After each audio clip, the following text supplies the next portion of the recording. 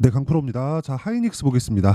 하이닉스가 지난주에 신고가를 또 만들었죠. 자, 만들고 나서 고가에서 등락 중입니다. 왜 올라가는지는 다들 제가 이야기를 드려가지고 아실 텐데, 삼성전자를 포함해서 하이닉스, 그리고 그 밑에 한미반도체나 지금 관련돼 있는 종목군들 이런 식의 움직임을 보면요. HBM입니다. HBM. 자, 근데 HBM의 이 내용을 보면 AI 반도체에 대한 수요가 늘어나고 있다는 점. 이런 부분은 다들 아시잖아요. 근데 지금 오히려 엔비디아의 상황이 더 안 좋아요. 이게 엔비디아의 상황이 안 좋다는 게 AI 반도체에 대한 수요가 줄거나 그런 상황이 발생하는 게 아닙니다. 그러니까 수요가 준다는 건 지금 진행되고 있는 AI 서버에 대한 투자 자체가 안 나온다거나 그런 게 아니라 엔비디아는요 지금 경쟁하는 업체들 엔비디아의 적은 고객사예요. 무슨 얘기냐면 지금 엔비디아의 GPU를 사가는 쪽이 마이크로소프트, 구글, 아마존 다 이런 쪽이죠. 이름만 들으면 알만한 기업들입니다. 자, 근데 우리가 여기서 봐야 되는 건 이쪽에서 새롭게 칩을 만든다는 거예요. 근데 여기서 손을 대지 못하는 게 있습니다. 그게 HBM이에요. 자, 통칭해서 메모리 반도체라고 보시면 되는데 오히려 지금 엔비디아나 그런 쪽 물론 돈을 벌고 마진을 많이 남기는 쪽은요. 엔비디아가 많이 남기죠. 그런데 그것보다 지금 연관돼 있는 거에서 수요가 계속해서 발생할 수 있는 게 HBM이라고 제가 이야기를 드리는 거고 이 구조는요 바뀌지 않는다. 자, 무슨 얘기냐면 GPU는 필요한 수요가 있습니다. 근데 그 GPU가 필요한 수요가 줄지 않아요. 그렇죠? 앞으로 교체 수요도 계속해서 발생하기 때문에 줄지 않는다. 근데 여기에 필요한 메모리 반도체는 지속적으로 필요하다. 그렇죠? 자, 그러면 엔비디아가 만들고 있는 걸 자체적인 칩 개발로 인해서 다 커버가 된다면 물론 이게 100% 되진 않을 겁니다. 근데 이렇게 돼서 엔비디아를 압박하고 엔비디아의 가격을 떨어뜨린다면 HBM은 지속적으로 수요가 계속된다는 건데 이쪽에 대한 모멘텀은 지속될 수밖에 없다. 자, 그러면 지금 하이닉스가 안 빠지는 게 이해가 되시죠? 자, 그래서 여기 수급을 한번 보면 이런 상황이 계속해서 벌어지는 거예요. 물론 지금 많이 올랐으니까 중간중간 외국인이나 기관들의 매도가 나오고는 있죠. 근데 외국인의 매수세 자체는 지속적으로 늘어가고 있는 상황이고요. 하이닉스뿐만 아니라 삼성전자 같은 경우에도 지금 계속해서 늘고 있습니다. 근데 관련돼 있는 종목들 있잖아요. 예를 들어서 SKC, 이오테크닉스, 그쵸? HD 현대 일렉트릭 이런 종목들 있잖아요. 이런 것들이 지금 다 연관되어서 움직이고 있다는 겁니다. 자, 보세요. AI 반도체는 전기를 많이 먹어요. 근데 이런 부분에 대한 수요가 대폭 증가를 했고 그러면서 전기 부족 사태까지 만들었는데 변압기 수요를 그래서 만든 거고 그래서 HD 현대 일렉트릭이나 이런 쪽을 보면 23년도에 AI 반도체가 수요가 완전히 폭발한다는 그런 내용과 함께 같이 올랐습니다. 그걸 주가를 보면 알 수 있다는 거예요. 자, 보세요. HD 현대 일렉트릭이 계속해서 올라가죠. 올해도 그렇지만 자, 23년도부터 지속적으로 강했다는 거죠. 그러면 여기서 우리가 하이닉스 딱 봐요. 어떻습니까? 그렇죠? 동반해서 강세를 보이고 있는 상황이 계속해서 나오고 있고 여기서 삼성전자를 딱 놓고 보잖아요. 그러면 명확하게 구분이 되어지는 거예요. 자, 내용 보세요. 하이닉스 지속적으로 올라가는 상황을 만들었고 현대 일렉트릭도 지속적으로 올라가는 상황을 만들었고 물론 관련돼 있는 종목들도 가온전선도 굉장히 강한 움직임 보이던데 이런 상황을 지속적으로 만든다는 겁니다. 자, 근데 삼성전자 같은 경우에는 고가 돌파하는 그 기간 자체가 늦었습니다. 왜 그럴까요? 삼성전자는 HBM이 늦었기 때문에 그렇다. 자, 그러면 우리가 생각해야 되는 부분은 뭐예요? 한 가지밖에 없죠. 관련돼 있는 종목을 찾자. 하이닉스의 시세는 유지된다. 그리고 중동 불안에 대한 부분, 이란이 그 이스라엘을 공격했다는 내용이 지금 나오고 있습니다.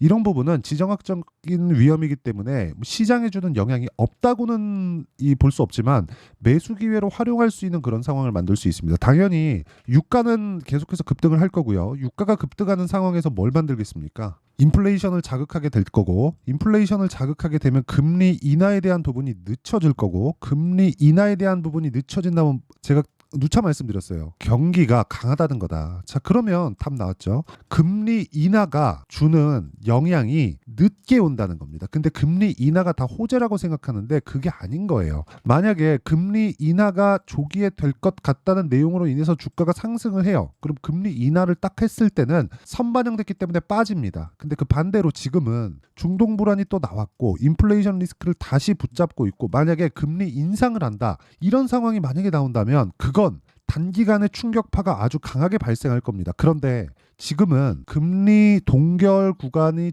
조금씩 길어지고 인하에 대한 부분이 그 시기가 늦춰진다. 근데 그런 과정에서 유가가 다시 뜬다. 이거는 시장의 출렁임 등락은 만들 수 있지만 AI 반도체나 뭐 이런 쪽에 대한 수요가 뭐 둔화되거나 그런 상황이 전혀 아니라는 거예요. 그러면 당연히 매수 기회로 활용하는 게 맞다. 이게 답입니다. 이게 주식시장의 핵심이에요. 자, 그러면 주가가 왜 움직이는지, 지금 중동 불안에 대한 이슈, 그리고 하이닉스를 어떻게 봐야 되는지, 그리고 삼성전자의 시세는 왜 늦었는지 그 부분에 대해서 제가 이야기를 드렸잖아요. 그래서 계속해서 말씀드리지만 주식시장은 가격이 먼저 반영한다는 기본적인 원리를 따라가야 됩니다. 자, 그럼 이런 부분을 이해했을 때 어떻게 된다는 거예요. 이 정도의 수익을 낼 수 있다. 자, 4월 12일 그쵸. 4월 14일까지 보면 568%의 계좌 수익을 내고 있고요. 이런 부분을 제가 계좌 수익으로 공개할 수 있다는 건 뭐 이거보다 투명하게 공개하는 게 사실상 불가능하죠. 자, 그래서 계좌 수익으로 지금 1월 1일, 24년도 1월 1일부터 4월 달까지의 수익이 요 정도 된다. 그리고 이 내용을 가지고 종목 관련돼서 이해를 하면요. 장담컨대 다른 어떤 종목에서도 꾸준하게 수익을 낼 수 있을 겁니다. 자, 내용 보세요. HB 테크놀로지. 그쵸? 종목 관련돼서 어떻게 공략하는지에 대해서 제가 이야기를 드리는 겁니다. 자, 내용 보시면 HB 테크놀로지 어떻습니까? 이거 지금 유리기판으로 인해서 단기간에 급등을 했죠. 근데 급등하는 구간에서 정확하게 공략을 한 결과 금요일까지 강세를 보이고 있다. 자, 그리고 이건 아직 완성되지 않은 매매를 진행하고 있는 거예요. 근데 저는 매매할 때 무조건 2주 안에 털고 나옵니다. 뭐 다른 종목 한번 볼까요? 자, 내용 보시면 자람 테크놀로지. 자, 어때요? 완성돼 있는 매매. 전부 다 돌파 구간에서 공략한 결과 75% 정도의 수익 구간. 그리고 에브리봇. 자, 돌파 구간에서 공략한 결과 그쵸? 2주 안 걸리죠? 47%의 수익 구간. 자, 이런 내용에 대한 부분. 그리고 하이닉스의 강세를 보면서 관련돼 있는 종목들을 공략했을 때 어느 정도 떨어집니까? 22%, 18%, 26%, 그렇죠? 이런 식의 수익이 꾸준하게 발생할 수 있는 상황을 만들어야 된다. 그리고 이런 내용을 여기 소통방에서 공유를 하고 있습니다. 자, 소통방에 지금 1,500분 정도가 함께하고 있는데 소통방에서 제가 10억 만들기 프로젝트를 진행하고 있으니까 매매하는 과정에서 내가 너무 어렵다, 어떻게 가격을 잡아야 되는지 모르겠다 하시는 분들은요. 소통방으로 들어오면 되고요. 소통방은 다 무료로 진행하고 있습니다. 채널 성장을 위해서 진행하는 거니까 구독과 좋아요 이 두 개 부탁드리고요. 상단에 있는 전화번호로 소통 또는 10억이라고 문자 보내주시면 제가 소통방 입장 링크를 순차적으로 공유를 해드리도록 하겠습니다.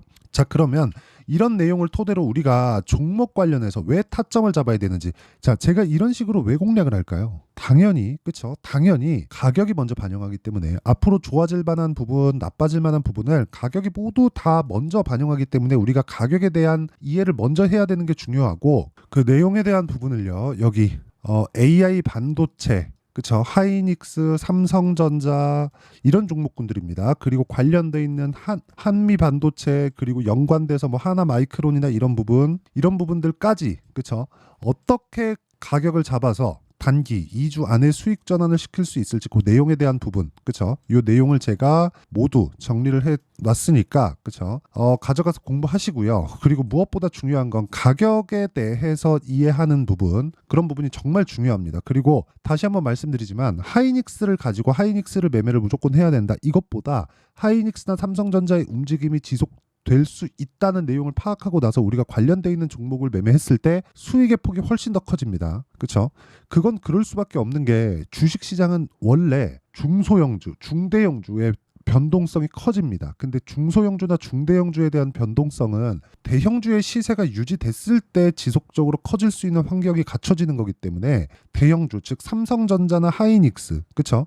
이런 종목군들의 움직임이 지금 유지될 수 있을 때 우리가 관련주들이 아무리 높더라도 공략할 수 있는 그 타점에 대한 부분을 내가 지속적으로 알고 추적하고 관찰해 가야 되는 거예요. 그래서 자, 이 내용을 보고도 이해가 안 되시는 분들이 있을 수 있기 때문에 제가 상단에 있는 전화번호로 AI 반도체라고 문자 보내주시는 분들에 한해서만 제가 관련돼 있는 종목군들의 타점을 문자로 공유를 해드리도록 하겠습니다. 자, 그러면 내용 정리 한번 할게요. 주식시장은 그쵸, 하이닉스나 삼성전자뿐만 아니라 모든 상황을 가격이 먼저 반영한다. 즉 아까 전에 제가 실제 타점을 보여드렸는데 그 타점 관련돼서 이야기를 드릴 때도 어떤 부분입니까?